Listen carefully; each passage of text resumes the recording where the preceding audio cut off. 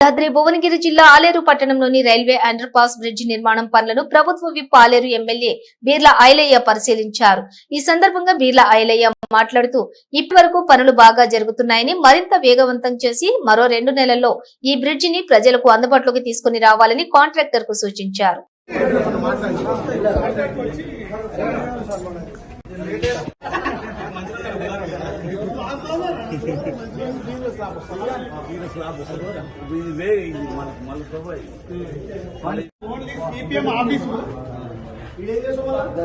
Rap పెట్టాలన్న మళ్ళీ screen rap పెట్టాలి. ఇట్లా కొద్దిగా 6 మీటర్లు ముందు పోయి కరువు తిరుగుతుంది.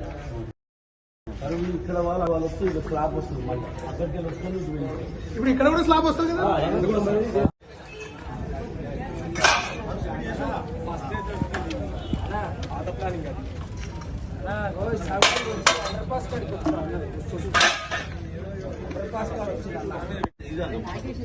వాళ్ళ నుంచి ఆ వాళ్ళ జస్ట్